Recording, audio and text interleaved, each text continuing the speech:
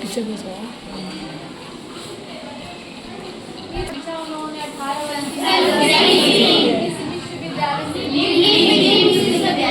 संस्कृत का अध्ययन क्यों किया? भारत के इतिहास के बारे में जानकारी, पुराणों को जानने के लिए। हाँ, इसके वजह से। चलो आगे बढ़ते हैं। भारत मैक्स मुलर जी, जिनका नाम पैट्रिक मैक्स मुलर है, उन्होंने भारत के उपलक्ष्य बहुत सारे वक्तव्य अपनी सोच दी है, क्योंकि वो खुद विजिट किए, घूमे हैं, फिरे हैं, देखे, तब कोई अपना एग्जाम्पल दे सकता है। तुम भी लोग कहीं जाओगे घूमने फिरने तो बताओगे ना कि मैंने ये ऐसे गया, ऐसा वो जगह था, बहुत अच्छा था, तुम लोगों के भी जाना चाहिए घूमने फिरने के लिए। ठीक, ये भी अपना भी एक्सपीरियंस शेयर कर रहे हैं कि वो अब जो अनुभव किए हैं वो बता रहे हैं। तो भारत के बहुत सारे सब्जेक्ट उन्होंने बताया कि अगर किसी बच्चे को किसी भी फील्ड में आपको अपने लाइफ को, अपने एम्बिशन को अचीव करना है, यानी कि हासिल करना है, तो आपको भारत एक बार जरूर जाना चाहिए। भारत की धरती हर एक क्षेत्र के लिए परिपूर्ण है, जा सकते हो आप। इसी कड़ी को मैं आगे बढ़ाऊंगी, जो कि अब हम बात कर रहे थे पिछली क्लास में संस्कृत भाषा के रूप में। ये संस्कृत भाषा कितनी पुरानी है, ठीक है, उसके बारे में हम बढ़े।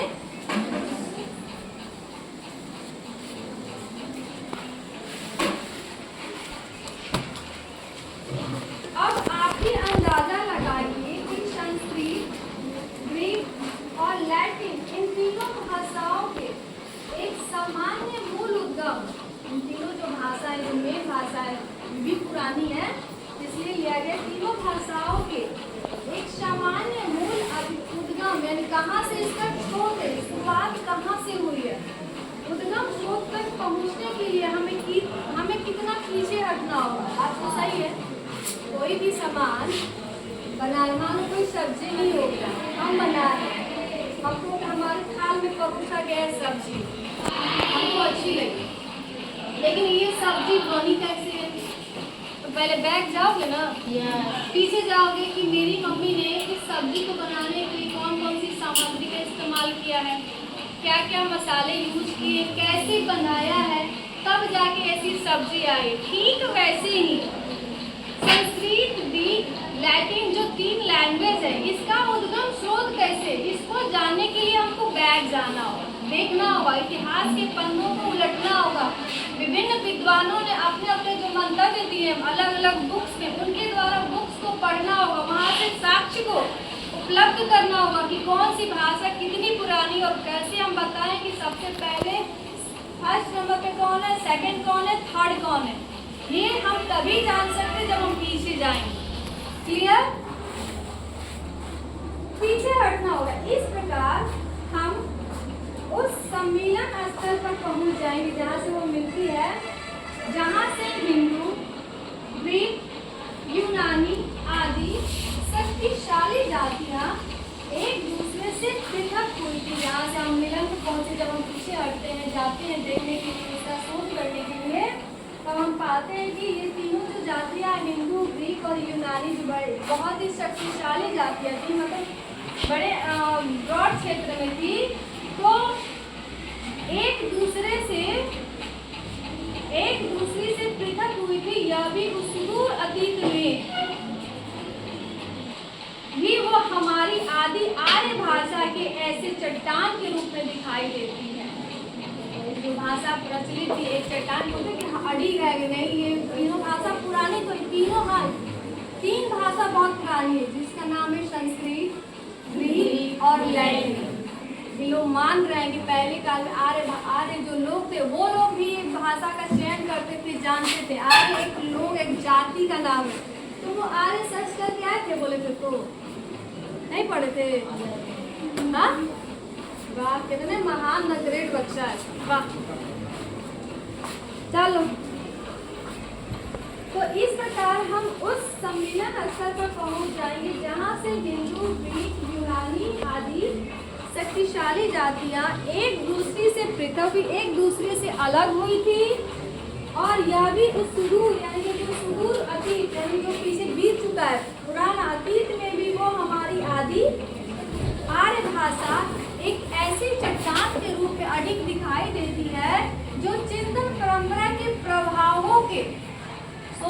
चिंतन प्रवाह सोचने की क्षमता के प्रवाहों के उतार चढ़ाव, उस बीच भी हम सोचते हैं, उतार चढ़ाव से भी समझकर चिकनी और स्पष्ट हो चुकी थी, यानी कि एकदम स्पष्ट। यानी कि इसका एग्जाम्पल मैं ऐसे दूंगी, पहाड़ होता है, पहाड़ को देखो या कुर्सी में देखो, कहीं भी देखो पहाड़ है, कभी कभी पहाड़ टूटता भी, बगल से जो नदियाँ गुजरती है कुछ कभी भूस्खलन होता है, कभी कुछ होता है, तो टूटता है ना। जो पहाड़ का मानो छोटा टुकड़ा हो गया, ठीक है, जो नदियों के समारे गिरते पड़ते आएगा ना, जब गिरते पड़ता तो जमीन से भी घसटाएगा, तो घसटाएगा तो घसटते घसटते जैसे कि नर्मदा नदी में, तो नर्मदा नदी पर जाते हो, नर्मदा नदी में पत्थर एक मिलता है जो भोले बाबा के रूप में मिलता है, यहाँ पर उसको पूजा जाता है शिवलिंग के रूप में, वहीं से शिवलिंग ज़्यादातर मिलते हैं नर्मदा नदी में। ज़्यादा सर्च करना, क्या बोलते हैं गूगल पे, तुमको पता चल जाएगा।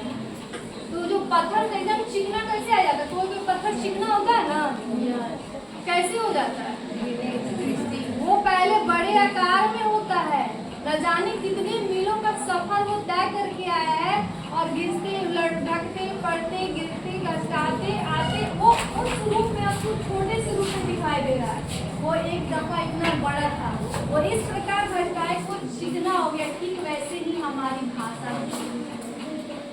भाषा भी है, तो गिरते पड़ते कोई कुछ होता था, भगवान से बड़ी टूटी फूटी करते तब हमारे सामने समक्ष रूप में प्रस्तुत है, जिसका नाम है संस्कृत। सभी भाषाओं में, एक ही भाषा का मैं नहीं बोल रही हूँ, जो भी भाषा आया जिसका हम एक नाम कब देंगे, जब ब्रॉड रूप में बोला जाएगा, बड़े एरिया में बोला जाएगा, जैसे भोजपुरी बोली जाती है, पूरे बिहार में बोली जाती है, पूरे बिहार में भी नहीं बोली जाती है, कुछ इलाकों में भोजपुरी प्योर बोली जाती है, कुछ में नहीं बोली जाती है, तो हुआ ना, बड़े क्षेत्र में जब नहीं दिया जाएगा, ठीक है। इसी प्रकार इस भाषा के बारे में जिक्र किया गया है। तो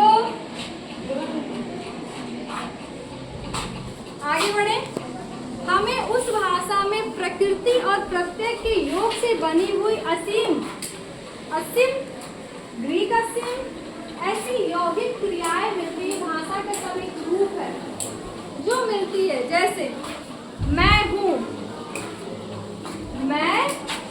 जैसे भाव को व्यक्त करने के लिए, भला कि दूसरी भाषाओं में असीम और जैसे शुद्ध और उपयुक्त शब्द कहाँ मिल पाएगा, ये सिर्फ संस्कृत में। असीम लैंग्वेज से नहीं समझ पा रही, संस्कृत में है ये। भाषाओं में खड़ा होता हूँ या ठहरता हूँ, मैं जीता हूँ, मैं उगता या उत्पन्न होता हूँ, या मैं बदलता हूँ, जैसी क्रियाएं भले ही मिल जाएं, किंतु असीम मैं हूँ या क्रिया को केवल आर्य भाषाओं में ही उपलब्ध हो सकती। जो आर्य लोग थे, आर्य की जो भाषा थी, उनकी ये भाषा थी जो संस्कृत बोलती थी। जैसे मैं हूँ बोल रही हूँ, उसको बदले क्या बोल दो, असीम। असीम क्या है, संस्कृत। संस्कृत का ये शब्द तो इससे हम पता कर सकते हैं, जब आर्य बहुत स्टार्टिंग को, आर्य कब, जब पृथ्वी का मतलब उभरा था, उस टाइम की बात है। इसलिए तो बोले आर्य शब्द का सर्च कर गया। तुम लोग किस जमाने को तुम आर्य लोग को नहीं जानते हो, सामाजिक विज्ञान में पढ़ना होता है, ठीक है। तो आर्य जो बार बार इसमें आर्य का जिक्र आ रहा है ना, जो आर्य लोग थे, आर्य लोग इस भाषाओं को उपयोग करते थे। इससे जाहिर होता है कि संस्कृत वो लोग बोलते थे। आगे बढ़े, हमको पता है थोड़ा सा, लेकिन दिमाग को कंट्रास्ट करना और थोड़ा सा रीडिंग में जितनी दफा बोलने पड़े कि आप तभी जाके ये क्लियर होगा। आगे बोलती हूँ मैं इसे ही वास्तविक अर्थों में इतिहास मानता हूँ। रियलिटी में सही में इतिहास है, हम जान रहे थे इसकी बारे, किसी चीज को बीती हुई घटना को जान रहे थे, इसी को तो इतिहास बोलते हैं जी, जो पूर्व काल में घट चुकी है, उसी को इतिहास की हिस्ट्री बोलते हैं।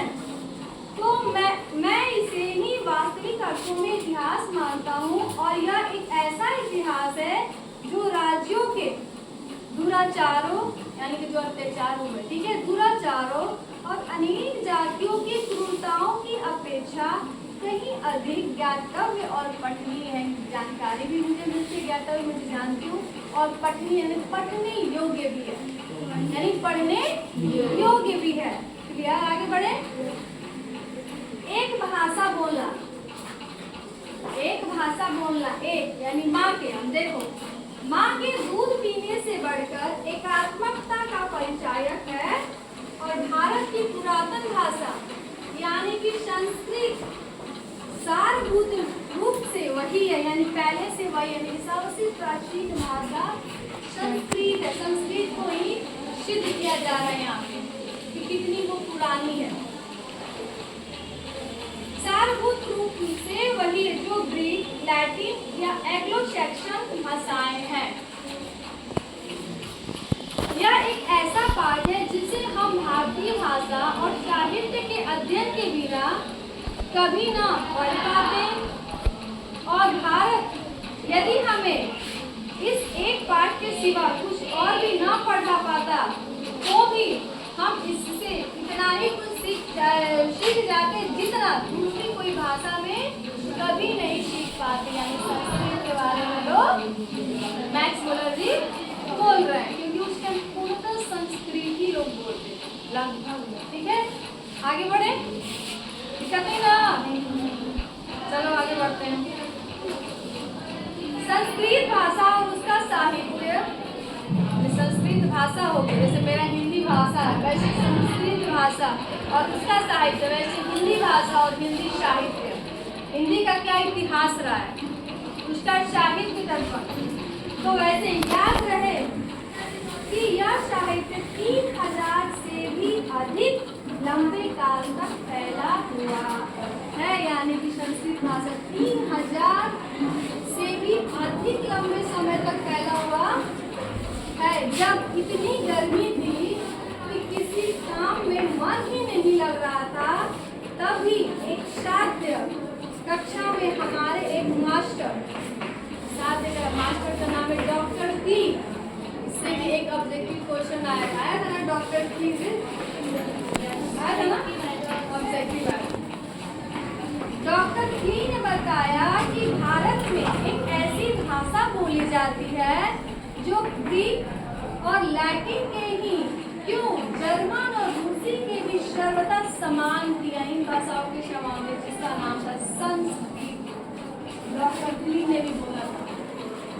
डॉक्टर टी भी बहुत ही बड़े साहित्यकार थे, भाषा ज्ञान थे, इसलिए उनका नाम जो वो बोल रहे थे सब लोग उनका बात मान रहे थे।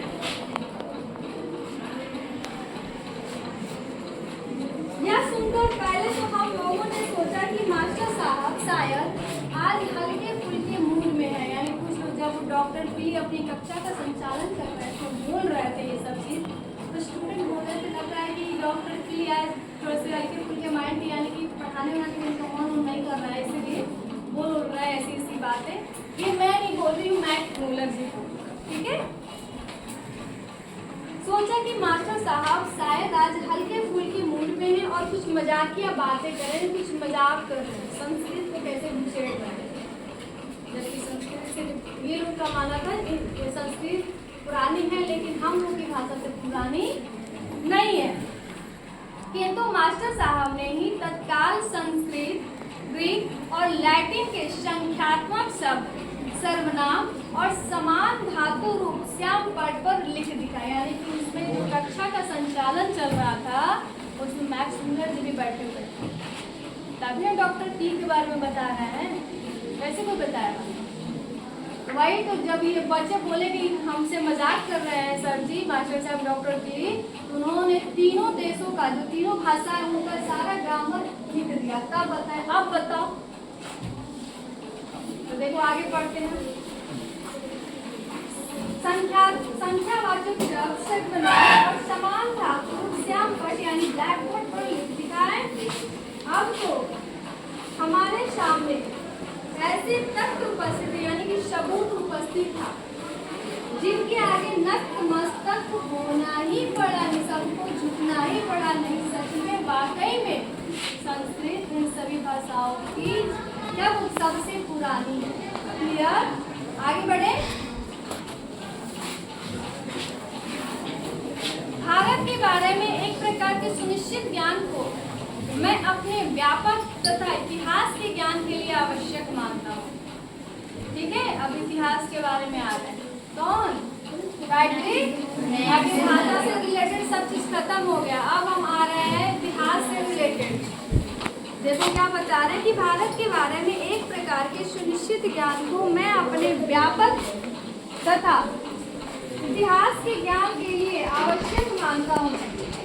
भारत के साथ हमारे परिचय के फलस्वरूप आज यूरोपवासियों की धारणाएं बदल चुकी है और बहुत विस्तृत हो गई है। यानी कि भारत के बारे में इस प्रकार मैंने इसकी चर्चा की, परिचय बताया कि जो यूरोपवासी थे, जर्मनवासी थे, भारत के ऊपर जो नकारात्मक सोच थी उनकी सोच बदल गई और वो भी एक्टिव हो गया कि मैं भी भारत दर्शन के लिए जाऊंगा, देखूंगा क्या है जो मैक्स मूलर जी बता रहे हैं, क्या वो सर्वथा सत्य है या सत्य है।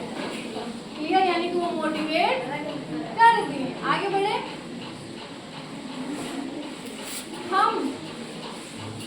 हम यह जानने लगे हैं कि जैसा पहले समझा जाता था वास्तव में हम उससे कुछ भी नहीं, यानी भारत को पहले बहुत तुच्छ माना जाता था, लेकिन मैक्स मूलर ने जब इस प्रकार बुक में बताया, वर्णन किया कि नहीं, सच में भारत सोने की दुनिया है, वो देवताओं का देश है, सबसे विश्व में किसी का स्थान है तो भारत का है, भारत बहुत मतलब एक नाना प्रकार की बड़ाई करने लगे। कल्पना कीजिए कि किसी छोटी छोटी प्रलय या भौगोलिक उथल पुथल के कारण कभी अमेरिका के लोग अपने आप के अंग्रेजी मूल को सर्वथा भूल जाए। उथल प्रमाण कभी होती है ना, बाढ़े आ जाए, प्लेट्स कभी इधर उधर होता है, भूकंप होता है ना, भूकंप जलमग्न हो जाता है, सृष्टि विनाश हो जाती है। उसके उपरांत अमेरिका के लोग अपनी जो नेटिव जो लैंग्वेज है भूल जाए। मैं नहीं कह रहा हूँ, मैक्स मूलर बोल रहा है। कल्पना कीजिए किसी छोटी छोटी प्रलय या भौगोलिक उथल पुथल के कारण कभी अमेरिका के लोग अपने आपके अंग्रेजी मूल को सर्वथा भूल जाएं और तब 2-3 हजार वर्ष बाद उन्हें, यानी 2-3 हजार वर्ष बाद भूल गए अकस्मात, यानी कि अचानक। अकस्मात का देखो इसीलिए से वर्ड लिया गया जिसकी मीनिंग पूछा हुआ था, इसका मीनिंग क्या आया था ना, ऑब्जेक्टिव में आया था ना, अकस्मात यहीं से लिया गया था। अकस्मात यानी कि अचानक मालूम हो जाए कि 17वीं सदी में ऐसी ही अंग्रेजी भाषा और उसका साहित्य विद्यमान, यानी एक बार भूल जाओ, फिर कुछ वर्षों के बाद, 1000 वर्षों के बाद उस चीज को याद आए कि अंग्रेजी भी कोई भाषा थी जो 17वीं सदी में बोली जाती थी, तो सभी लोग शौक नहीं हो जाएंगे, चकित नहीं हो जाएंगे, नई चीज नहीं तो वो आश्चर्य विभूत होंगे। तो ऐसे ही संस्कृत की खोज से हमारे लिए आज ठीक वैसी स्थिति उत्पन्न हो रही है। संस्कृत का ठीक वैसे इंग्लिश जो बता रहे हैं कि भौगोलिक कुछ उथल पुथल होने के कारण कुछ लोग भूल गए, भौगोलिक घटना के कारण कुछ हजार वर्ष के बाद पुनः उनको याद आ गई संस्कृत की कोई भाषा थी और इतनी पुरानी थी, तो हम मानेंगे ना कि नहीं ये बहुत पुरानी भाषा है जी, मानोगे ना। फिर आगे बोलते हैं इसके कारण हमारी ऐतिहासिक चेतना में एक नया अध्याय जुड़ जाएगा, नया चैप्टर जुड़ जाएगा और हमारे भूले बिसरे बचपन की मधुर स्मृतियां फिर से साकार उठेंगी। जो बचपन में हमने दिया है वो फिर से उजागर हो जाएगी। समझ में आ रही बातें आप लोगों को 100%? नहीं आ रही है ना, दिमाग लगाओ, पढ़ तो हमको लगता है कल का रिसेंटली तुम पढ़ के नहीं आया, ये भी हम बता रहे हैं, जो रीडिंग लगा के नहीं आएगा देवांग से बोल रहे हैं, समझ में नहीं आएगा। पीछे वाली लड़की को हम बता ही नहीं सकते, सब अपने ऊपर से भूल है। पढ़िए, 1-2 बार इसको आ जाएगा, एक बार रीडिंग लगा दे, ध्यान अभी तो जिसको आना थोड़ा सा पानी पी लो, मूड फ्रेश हो जाए, थोड़ा सा उसको चले। संस्कृत ध्यान बहुत करो ना, समझ में आएगा। संस्कृत तथा दूसरी आर्य भाषाओं के अध्ययन ने हमारे लिए बस इतना ही किया, कुछ तो बात भी नहीं है, मतलब इतना कुछ नहीं, हमारे पूर्वज बहुत कुछ हमारे लिए छोड़ के जाते हैं ना, बहुत से बच्चे उड़ा देते हैं, पकड़ कर देते हैं। लेकिन संस्कृत जो है जननी हमारे लिए बहुत कुछ छोड़ के गई है। इससे मानव जाति के बारे में हमारे विचार व्यापक और उदार ही नहीं बने तथा लाखों करोड़ों अजनबियों तथा बर्बर समझे जाने वाले लोगों को भी अपने ही परिवार के सदस्य की भांति गले लगाना ही नहीं सीखे, अपितु इससे मानव जाति के संपूर्ण इतिहास को, जितना मानव जाति उसका संपूर्ण जो इतिहास है को एक वास्तविक रूप में प्रकट कर दिखाए, संजीवित जाति सबूत के रूप में दिखाया है जो पहले नहीं हो पाया था। और पूरे मानव जाति के बारे में मैं पूर्ण बताया, एक ही जगह सब बताया है। और किससे संभव हो सका? संस्कृत भाषा से। आगे बढ़ते हैं। भाषा विज्ञान के द्वारा, भाषा विज्ञान के द्वारा हमने अब तक जो निष्कर्ष निकाले हैं, भाषा विज्ञान के चैप्टर चल रहा, ठीक है, जितना अभी पढ़ा तो जो निष्कर्ष निकाले हैं वे संस्कृत की सहायता के बिना कदापि नहीं प्राप्त किए जा सकते। सोचोगे कि संस्कृत को बाइकआउट करके हम सबका निचोड़ निकाले, निष्कर्ष मतलब क्या? सबका निचोड़। दो चार लाइन में हम सबका सारांश रूप में लेते, निष्कर्ष लिखे, निष्कर्ष क्या? तो निष्कर्षता होना क्या? संस्कृत के सपोर्ट के बिना मैं नहीं कर सकता। आगे, आज हमारा इतिहास के अध्ययन प्रश्न मानव को, अध्ययन प्रश्न मानव, पुराण यानी अपने पूर्व को, अपने वास्तविक पूर्व को पहचाने, यानी सबका पूर्व जन्म होता है। इस फ्रेंच उक्ति को क्रियान्वित कर सकने योग्य बनाता है, यानी कि फ्रेंच वर्ड को बोलने योग्य, करने योग्य बनाता है। इस प्रकार मनुष्य इस विश्व में अपना वास्तविक स्थान निश्चित कर पाता है। इसके बदौलत अपना वास्तविक स्थान की मैं किस लिए हूँ, मुझे क्या किस लिए बना हुआ है, और ये जान लेता है कि उसने अपनी जीवन यात्रा कहाँ से आरंभ की थी, उसे कौन सा मार्ग अपनाना और कहाँ पहुँचना है। इसका मतलब ये हुआ जिसका भी जन्म हुआ है इस धरती पे, जो भी आया है भगवान में, चाहे भगवान सब अलग अलग रूप में मानते हैं, हर धर्म में मानते हैं, लेकिन सबके पीछे एक उद्देश्य है। वो उद्देश्य कैसे नहीं होता है? कोई डॉक्टर बन गया, लेकिन तुम्हारे लाइफ में लिखा हुआ है तुम डॉक्टर बनोगे, ऐसे नहीं होता है। उस रूप में तुम्हारा इंटरेस्ट का मतलब इच्छा जागृत करना, किसको IAS ऑप्शन पढ़ना है, ये सभी ऊपर से पहले ही लिखा हुआ है। अपनी अंतरात्मा की आवाज को जो पहचान लिया और अक्षर हो गया, वो सही में मानव है, जो अपने आप को जैसे बुद्ध को ज्ञान की प्राप्ति हुई थी ना। उनका जन्म किस लिए हुआ था? हमारा भी जन्म एक नए उद्देश्य को लेकर हुआ है। बशर्ते उस उद्देश्य को जल्दी पहचान लेता है, कोई देरी से पहचानता है, लेकिन सबके पीछे एक मोटिव है।